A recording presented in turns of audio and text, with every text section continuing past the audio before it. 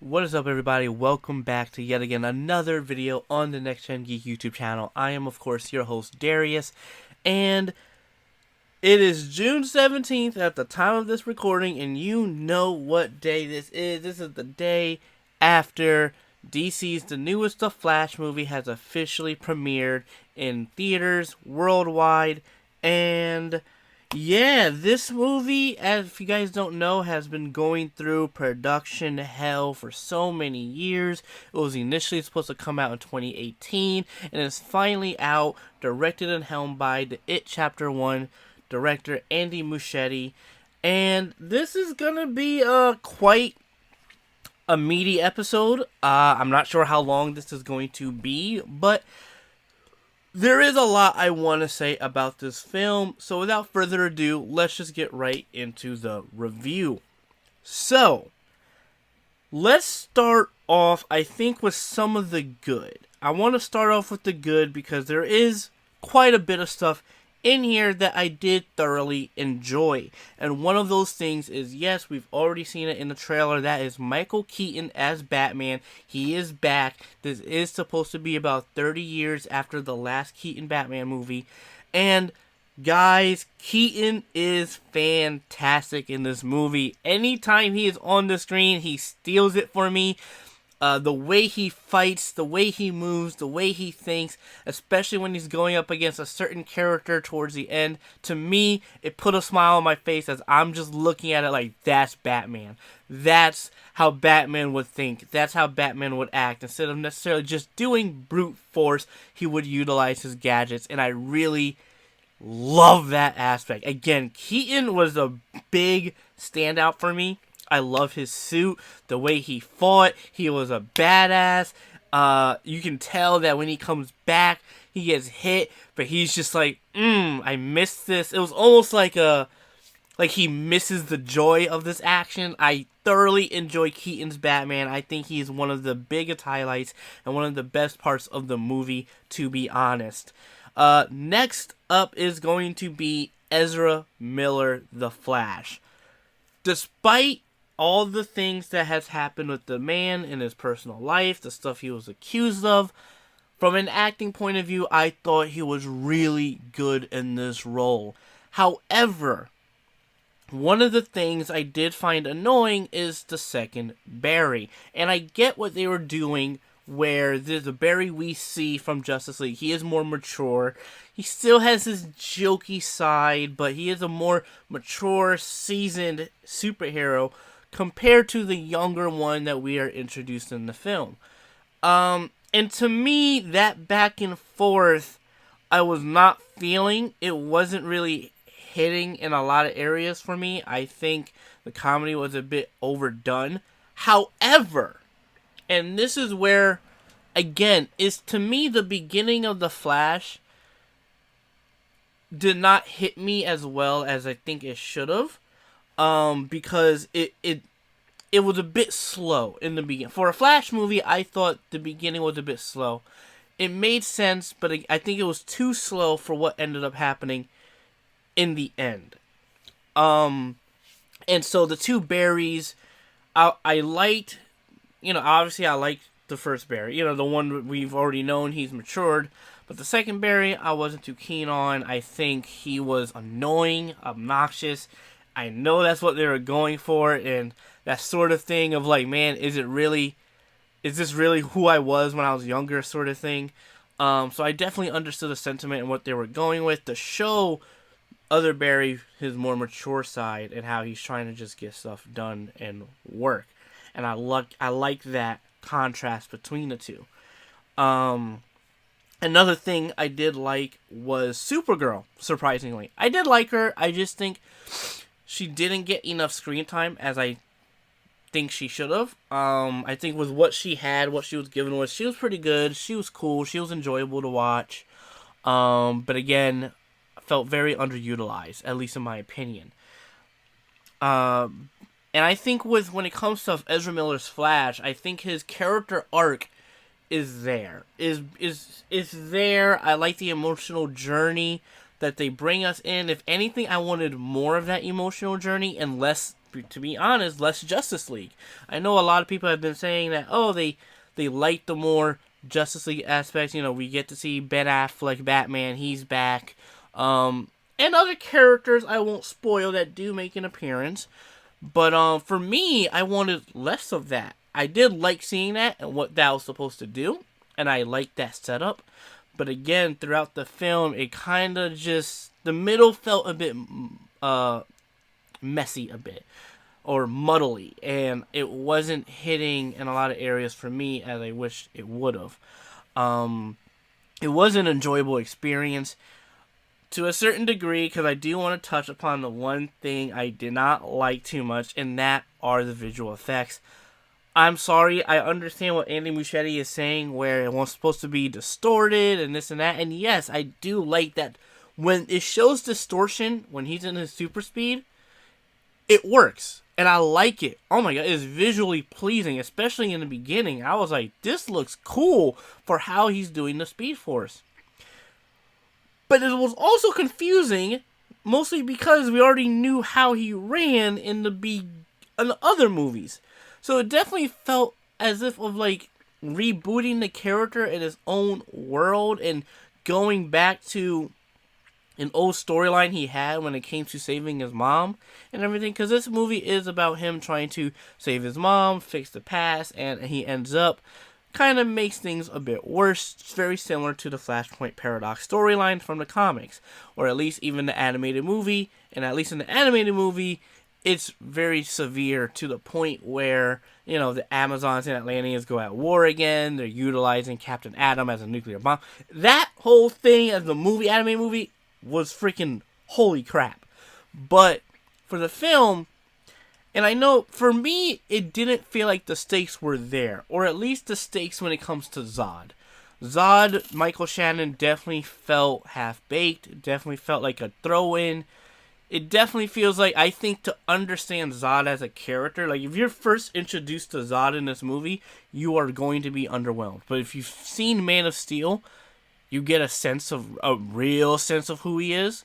Where this one just feels like we need a big bad. If anything, I think they should have doubled down on the second villain a bit more and focused more on that instead of Zod. But what I did like about the third act, and really I think about Flash and Barry Allen's journey and what it's supposed to represent, is that you can't win everything. You can't please everything. As much as you want to win, as much as you want to fix the past, certain things in the past are concrete, and especially in your journey as a person, in your journey in growing to be more mature and a better version of yourself. And again, I think Across the Spider-Verse definitely does that. However, I think Across the Spider-Verse does it a bit better compared, and even though Across the Spider-Verse is a part 1, I still think it does better than what The Flash was doing. But overall, it's like there are moments where I am smiling. The cameos, oh my god. Don't get me started with the cameos. As much as they were cool to watch, it was frustrating just because of how bad the visual effects looked. I'm sorry, but the visual effects really took me out of this movie, because there's certain scenes where I'm like, this looks like a PS2 game. Why does it not look complete? The desert scene did not look or feel real. It definitely, that entire thing, it did not look like they were on a desert. That was all green screen. I wasn't a big fan of that. At least in Man of Steel, to a certain degree, I like that they were actually at a desert and they just added the stuff. But again, this just, to me, I think the third act faltered in some areas when it came to some of the action. However, some of the Batman stuff, again, this goes into Ben Affleck's Batman. He had great action moments. Keaton's Batman stole the show. I was just like, yo, Keaton is a badass. This Batman is badass. Everybody knows why. And I loved it. I like taking a character like Keaton's Batman and giving it the modern flair in visual effects and action and stunt choreography. And it works. And the suit just looks even... Oh, the suit looks amazing. I'm sorry. I'm gushing over Keaton's Batman because, like, to me, he's one of my favorite live-action Batmans as well. Him and Ben Affleck. Ben Affleck's suit, I'm sorry, it did not look great on him. He looked a bit fat. No. As much as I was excited for the gray and blue look, oh, there's certain shots that just did not look great. Even some of his CG elements did not look finished. Again, visual effects, I think, is one of the biggest hindrance. I think the pacing of this could have been improved. And I think other certain character chemistries didn't feel forced and didn't feel as natural as they should have, such as Chrissy Clemens, Iris West with Barry Allen. That was not flowing well for me. I was not really completely sold on that relationship. I think some of that, honestly, could have been cut out a bit or trimmed a bit more, considering the larger picture of the story. But again, like, there are elements I did enjoy. There are things I did like about the film, but I just left overall disappointed because I feel and think as if they could have done more, or they could have told a bit more of a creative story. There are clever moments in how they do things.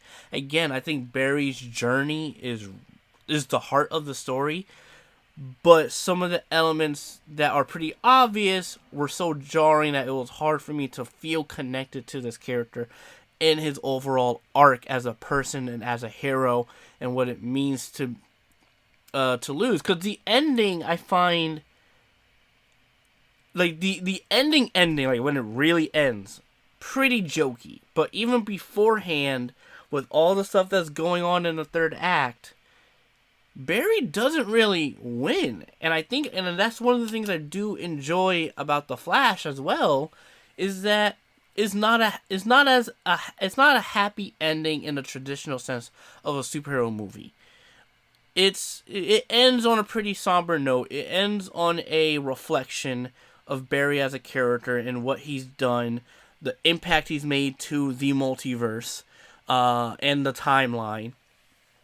And I think it kind of just shows a bit of his growth as a person.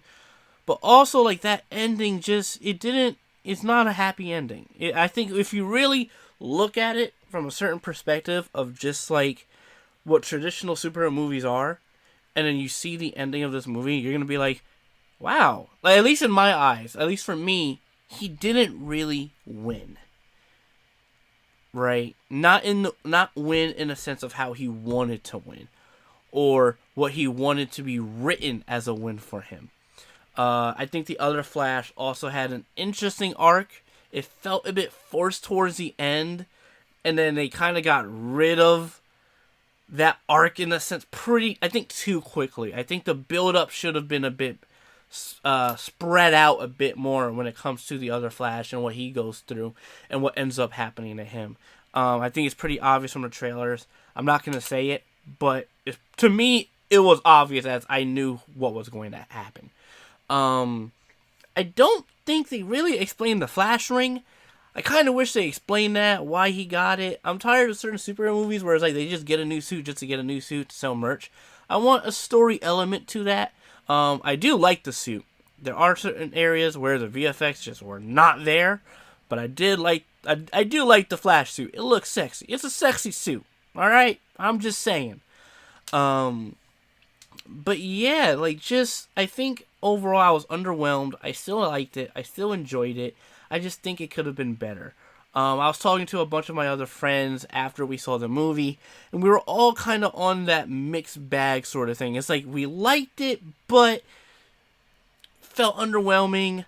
And huge shout out to, Omara Olak, Proqual Media. He's on Instagram. Go follow him. Great artist, also a great comic. Someone to talk to about the comics and everything. And we were discussing some of the elements of The Flash and really what he was feeling. And he was saying that he was, rating a 6 out of 10 because of Keaton's Batman.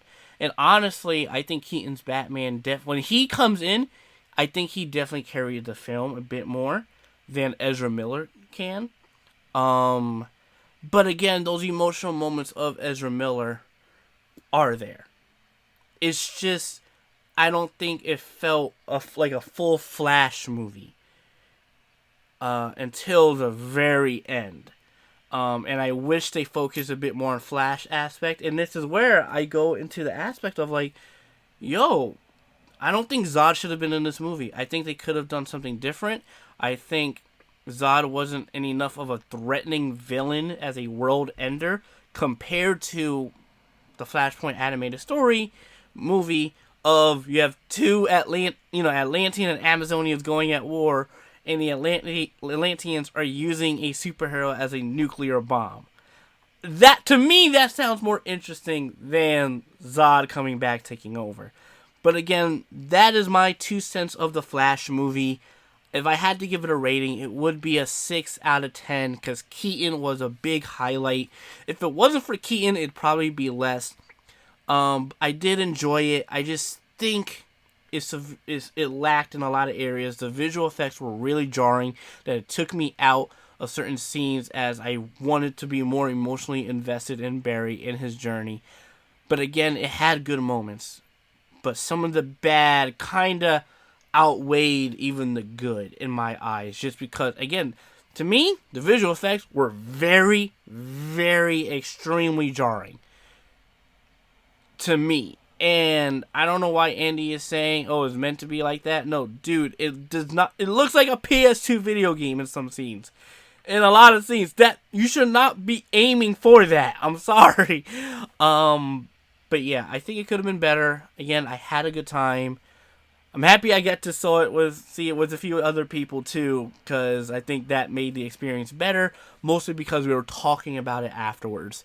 But yeah, those are my overall thoughts on The Flash. Do I recommend seeing this in theater?